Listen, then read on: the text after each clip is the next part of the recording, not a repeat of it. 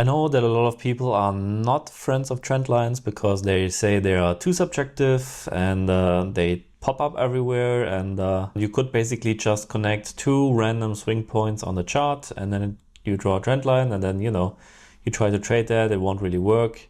And I agree with all of that. You need an objective way to draw trend lines, and as the name says, trend line, ideally you trade them with the trend.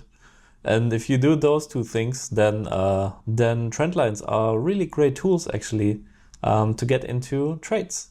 And one of my favorite ways to use trend lines is the false break in the direction of the trend. So we have two swing points here that we can connect, very obvious swing points. And once we break below that trend line and come back above it, then that's a potential entry point. You can then draw another trend line up here, maybe on a lower time frame. You wait for that to break, and that's then where you get in. Of course, if you connect any two swing points like this one or that one, it's not going to work. And I want to say that the steeper the trend line, the less weight it usually holds. If it's a flatter trend line, even better. And whenever you can draw a trend line, also make sure that or check whether you can actually draw a channel. And if you can, even better, because if you can draw a channel, then now suddenly you have a target for this trade, which is up here, if you want to use targets. And the other way to draw trend lines, so one is using them as third hit in the direction of the trend, ideally a fake out. Sometimes you only come down here and you get the reaction already. That's fine. Of course, you want to time this on a lower time frame. So we're on the 4-hour chart here. Once you hit the trend line, you go to the 15-minute chart, and then you want to have a lot of confirmation techniques. You want to have a lot of confluence, and sometimes you get something like this, where again the price is in a channel here. First it expands a little bit, then it condenses for a bit, and we can draw a level up here as well. And then, interestingly enough, the third hit, 1, 2, 3 on this, and the third hit on this, 1, 2, 3, fall together, and then you can target this down here, for example, if you want to use targets. But again, we are going with the broader trend here. It's obviously in a downtrend. And all we're doing is connecting two very obvious swing points on a chart, finding as much confluence as possible. This was also a turtle soup, by the way. And then we keep following the trend. This might have been previous week's high as well. We fake that out just by a little tick, and then we collapse. And the other way to utilize trend lines is to trade them on the backside, when they actually retest on the backside, like here, for example. Now, how you draw these trend lines is, again, it's probably quite subjective. You could draw it like this. Then we had a couple of hits here that actually works quite well.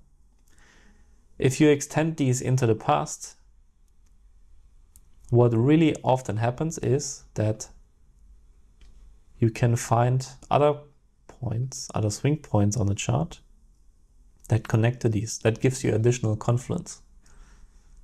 And if you want to trade these break and retests of trend lines, then usually you want to have the flatter trend lines that cut through price.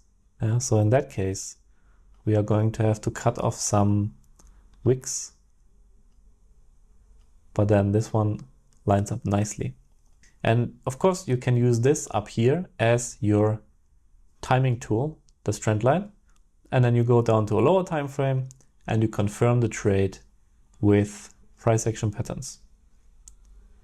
One thing that I would not use trend lines for is something like this, where you have 1, 2, 3, but we are clearly in a downtrend. So I don't like using them for counter trend trades, Sometimes you can draw a 1, 2, 3, like a trend line up here, a triple tap. Then I still want to wait for confirmation before engaging. Simply makes life much easier. Yeah, wait for the trend line to break and then get in to a classic 1, 2, 3. What I also don't like is to trade them at the breakout, at least not on a macro level. Okay, so for example, if this is my trade, I'm saying I want to get in here now, then I go to a lower time frame. I can draw a trend line here on a lower time frame, and then here where that trend line breaks, that's where I get in. So trend lines on a lower time frame, I can, with a higher time frame bias, it makes sense to trade them at the break, but not as a standalone strategy. You always need, as always in trading, context is king. Context is absolutely everything, and that's most important. Here we had a very nice break and retest.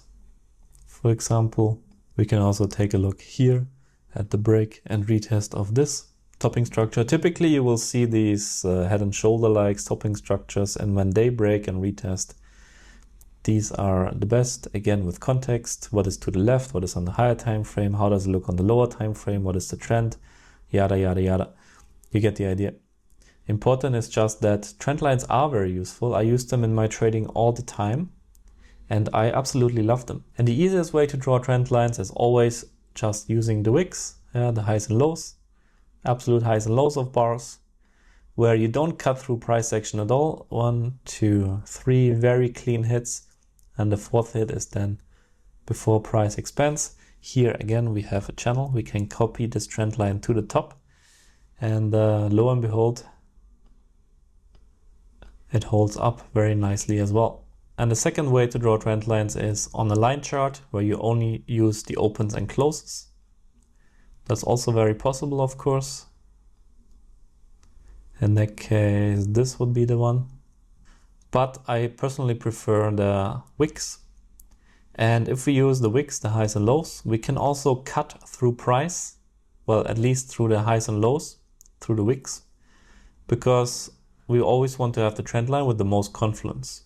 So if I take a look at this overall price structure here, I connect these 2 points to come up with the third one, where we then accelerate again to the upside. We could also draw this trend line here to get more confluence on this trend line. So now we have 1, 2, 3, 4 hits instead of just 2, and that would confirm this point here with more confluence. So once you have drawn your outer trend line, you can go inside of the range and start drawing these inner trend lines, and they usually hold up even better than the external trend lines at the fringes of the range, and they are quite an interesting tool, and they are a really useful tool to make informed trading decisions. And then here with another very pretty trend line that, as it goes into this triangle, this symmetrical triangle, we finally break out of this.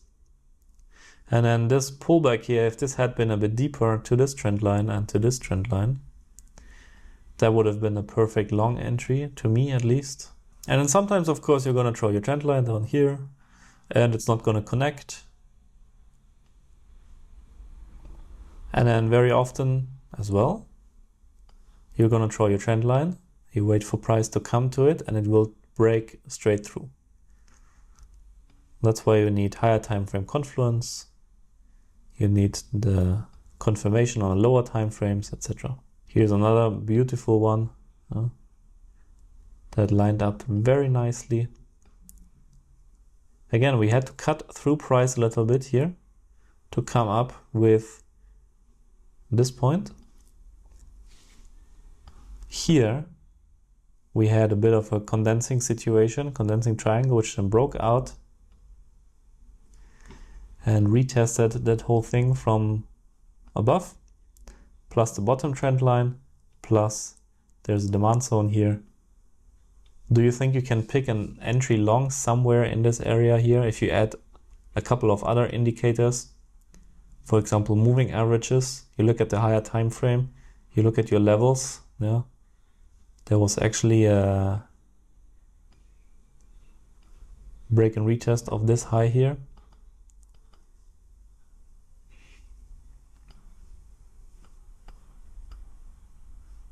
So super high quality trade actually. And those are kind of the trades that I'm looking for personally all the time. Trendlines work on every time frame, and they work really, really well if you know how to use them. Well, that's true for every tool in trading. It's just a tool after all. If you don't know how to use it, then it's useless. So it's a skill issue in the end. And I don't think people that say trendlines are useless know what they are talking about. They just don't work for them, and that's totally fine, because not every tool works for everyone equally in trading. Trading is a very personal space, especially profitable trading. And if you don't like trendlines, you don't have to use them. I'm just saying they work like clockwork for me. Beautiful entry here. Ideally, we would have taken out this low with the overall trend. We turn our trend line here. As this breaks, we are overall in an uptrend. We have already broken out of this high here. I hope this opened your eyes a bit to trend lines, how useful they are. It takes time and patience and experience to draw them correctly. Just start with the wicks first. Before you go for the inner trend lines that cut through price, try to draw your trend line always with the most confluence.